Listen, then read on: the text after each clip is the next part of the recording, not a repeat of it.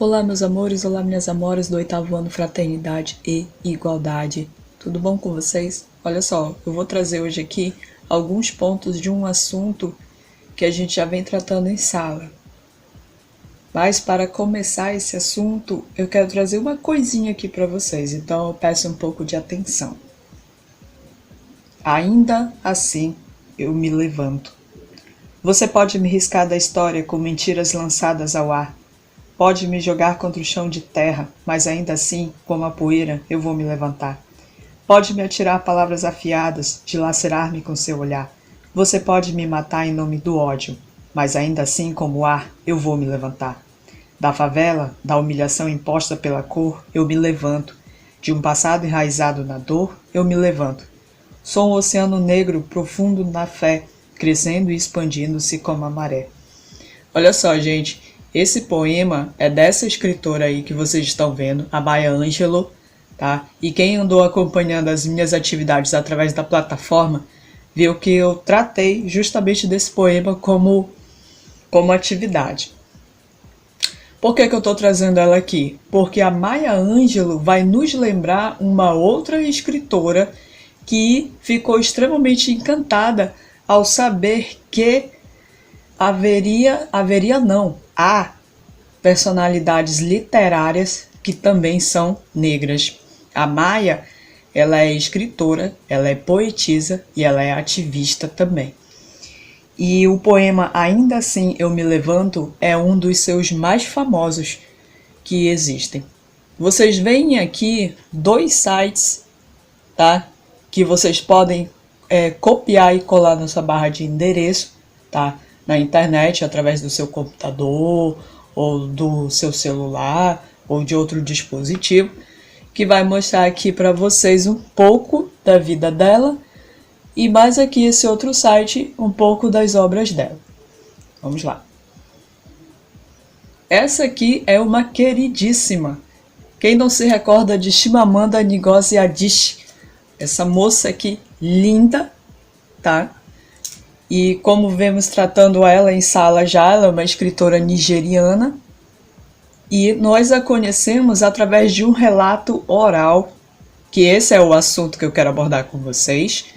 E o relato oral dela se chama O Perigo de uma História Única. Para quem acompanhou as nossas leituras sabe que a Chimamanda ela cresceu num campus universitário da Nigéria e ela veio de uma família com bastante leitura, com bastante riqueza de estudo, e aos 19 anos ela foi estudar nos Estados Unidos e dividiu o quarto com uma colega americana.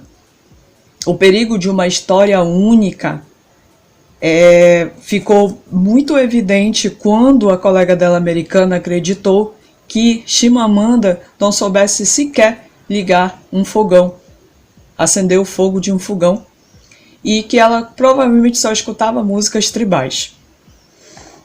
O terceiro ponto aqui é o falado Farafina Trust. O Farafina Trust é um site criado por ela para tratar de literatura africana, para estimular outras pessoas a ler e a escrever. Vamos lá. Aqui vocês veem algumas fontes tratando sobre Chimamanda Ngozi Adichie. Vocês veem aqui, nesse site aqui, pessoal, vocês podem acompanhar em vídeo a própria Chimamanda relatando o texto O Perigo de uma História Única, tá?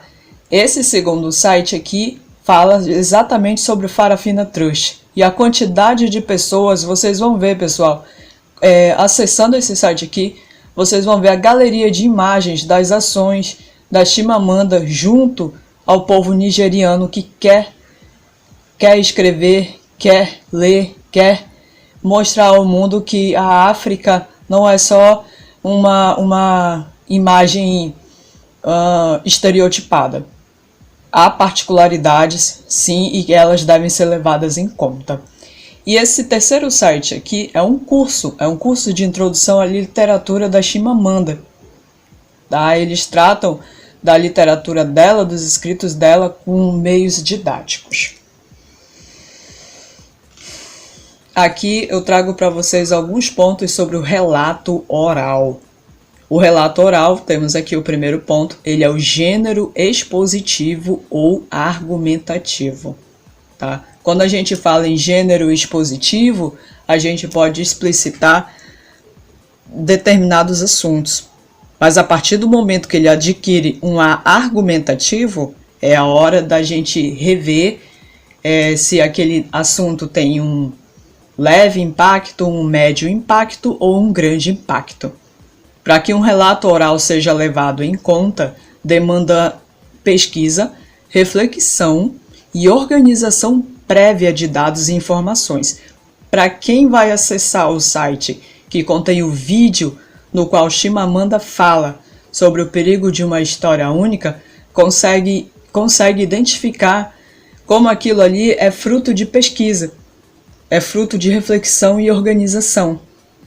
Quem acompanha as nossas leituras torna a dizer que ela se depara com uma situação interessante também de um garoto que trabalhou para ela, para a família dela, que é o menino Fight, né? Que é de uma origem muito humilde. E aí começa assim, os choques, né? Então, dentro da própria Nigéria, assim como na África como um todo, há choques de classes sociais. Terceiro ponto, emprega linguagem adequada ao público. Então, dependendo do assunto que vai ser exposto, ele é direcionado a um determinado público, tá? Com uma linguagem direcionada para eles. O próximo ponto, o relato oral, também chamado de apresentação oral, ele é utilizado para propor reflexões ou críticas a respeito de determinado assunto. Lá, em O Perigo de uma História Única, o que a gente vê? Que a Chimamanda, ela tinha a pele cor de chocolate e os cabelos encaracolados. Ela não conhecia princesas desse porte. Por isso mesmo eu trouxe Maya Angelou, que é uma escritora negra, né, que quebra esse paradigma de não haver pessoas negras na literatura, mas há. O próximo ponto apresenta opiniões e argumentos. E logo aqui embaixo eu deixei aqui os 2 pontos. Opinião é a maneira de pensar sobre alguma coisa de acordo com o contexto. Então, a opinião é o modo da articulação do pensamento em cima de algum assunto de determinada época, e essa época ela como é que eu posso dizer? Ela é sincronizada ao contexto. E os argumentos. Os argumentos são as razões que sustentam uma opinião, ou seja, o relato oral, ele é também uma estrutura que apresenta as suas bases, que são as razões, e que vão sustentar a opinião da pessoa em cima daquele assunto. Vamos lá? Mais exemplos. Gente, eu só trouxe esse exemplo aqui, bem rapidinho, porque muitos conhecem essa mocinha aqui, olha.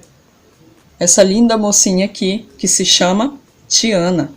Sim, uma moça negra, né, que também batalha para ter o seu lugar ao sol.